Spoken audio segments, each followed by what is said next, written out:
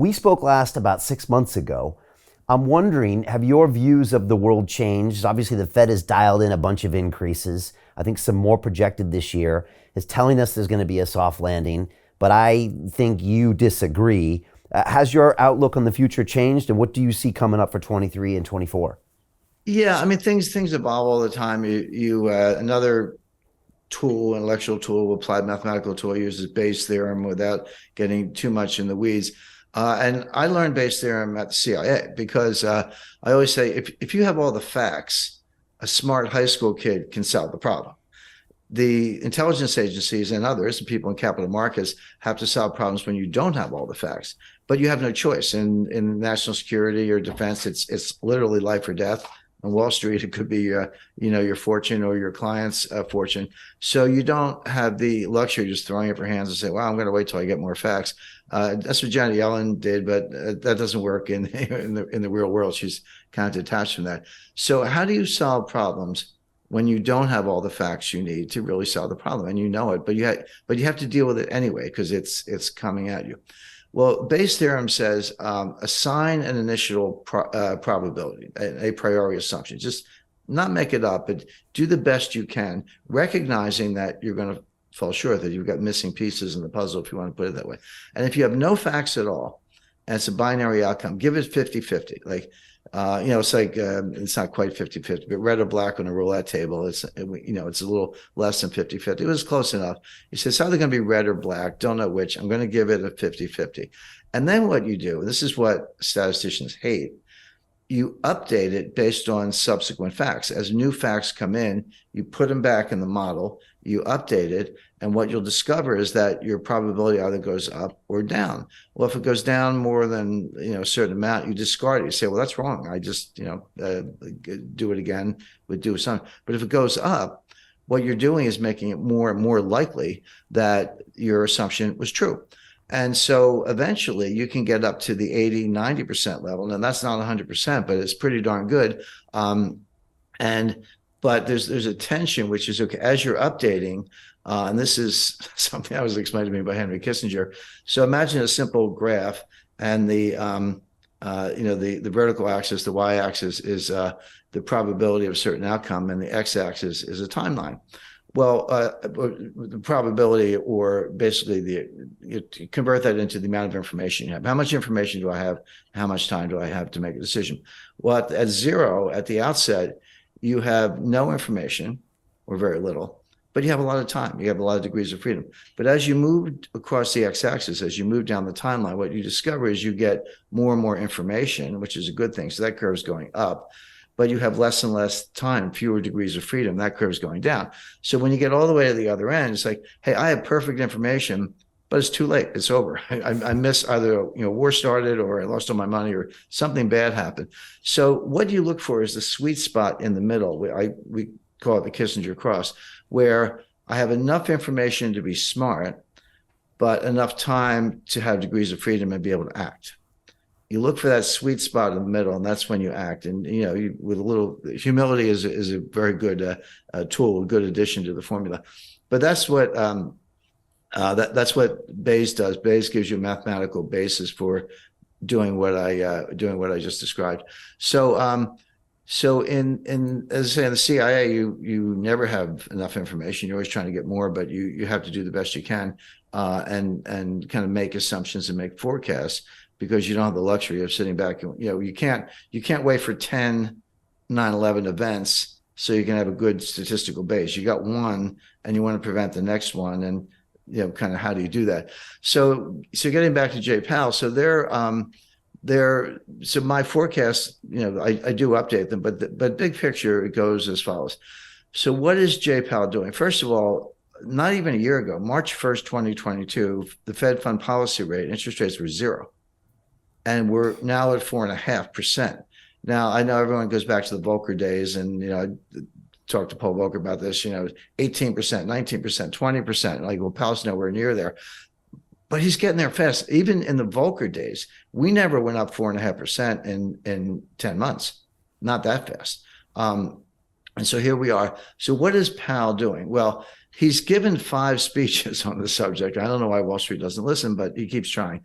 August 26th at Jackson Hole, September 21st at an FOMC meeting, again, November 2nd at an FOMC meeting, November 30th at the Brookings Institution, which is like a retirement home for, former Fed chiefs, Janet Yellen and Bernanke are there. And then I think it was December 14th, could be off by a day, at another FOMC meeting. So he gave 5 speeches. He said the same thing every time. He said, inflation is job one. We're just going after inflation. Believe us. There is going to be a recession. Unemployment is going to go up. There's going to be pain. I've never heard a Fed chairman use the word pain. He used it 5 times in one paragraph in the Jackson Hole speech. And that's what we're doing. And believe us when we say it. And of course, Wall Street, comes up with their own narrative. Now, how long will he raise rates? How quickly? And what's he trying to do? Powell is trying to get to something that he calls the terminal rate. And what's the terminal rate? I don't know the number, neither does Jay Powell. It's kind of like, as Potter Stewart would say, I'll know it when I see it. But he's trying to get to a terminal rate. But the definition of the terminal rate is it's a rate that's high enough to cause inflation to come down on its own without further hikes. So we'll get to a level, and then inflation is coming down, by the way. And in the last 5 months, in the U.S., it's gone from about 9% to 8.7, 8.2, 7.4, 7.1. So it is coming down. Having said that, the target is 2%, and 7.1 is still a far cry from 2. So he's not there, but he's making progress. Now, so here's I hate to use the word conundrum, but it kind of is. Wall Street's saying, you're done. You did it. Mission accomplished. Inflation is coming down. You got what you wanted. Give it time. Stop raising rates. You're going to kill the economy. But the Fed is saying, well, we actually don't know. We can't untangle it. Yes, inflation is coming down. That's objective. But is it coming down because we're still raising rates? Or is it coming down because we're at the terminal rate? Those are 2 different things. And right now, and this is what Powell's been saying, the Fed leans to the view that they're not at the terminal rate, that inflation is coming down because they're raising rates. They have not achieved the terminal rate. So Jim Rickards has just recorded a video that's not available to anyone in the public, and he's going to be talking about how this upcoming recession is going to be fast, it's going to be bloody, it's going to be nasty. But at the same time, he's going to show you how you can position yourself to profit from all of this chaos. Now, we've made this video only available to our viewers. Go to londonreal.tv/Jim. Watch that immediately. I can't say enough good things about Jim Rickards. He understands the global economic system better than any guest I've ever had on London Real. His predictions are almost uncannily true, and you can learn how to profit from his vision, from his expertise, and his understanding of economics. So go to londonreal.tv/Jim or click the link below. It's an excellent, excellent look on what's going to happen in the future and how you can position yourself to profit from that. Jim is one of the best in the business, one of my favorite guests on London Real, and he's very, very good at predicting the future and showing us all to profit from it. So click the link, and I hope you enjoy.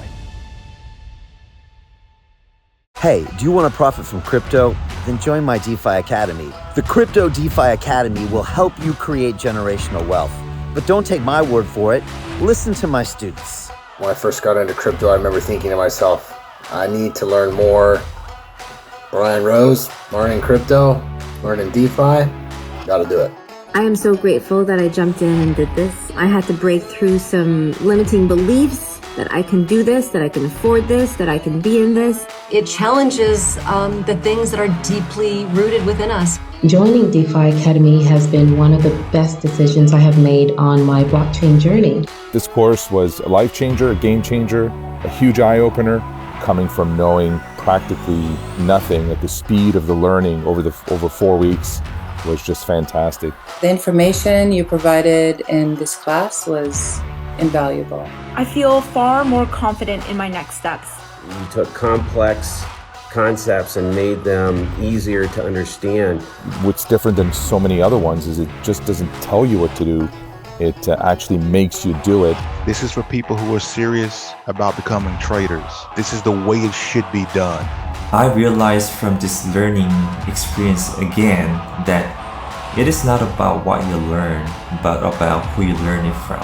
The energy was insane. I've never experienced such incredible energy on a live call. Brian Rose, you are a legend, my friend. It's the only thing in the market where you can get all information and learn everything what you need to know. Everything is so clear and so well done, and I am just forever grateful for this program. It made me feel so much more confident about crypto than I did before.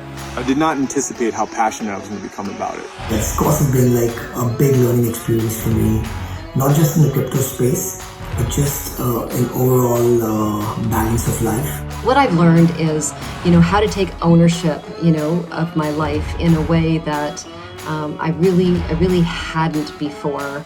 Yeah, you can't put a price on that, really. I would recommend it to anybody, top notch. Excellence does not come cheap. So if you want excellence, you gotta pay for it, but it's so worth it. Pull the trigger. That's what this course is about. You're not going to regret it, really. It's amazing. Thank you, Brian and team. So what are you waiting for? Crypto is happening now.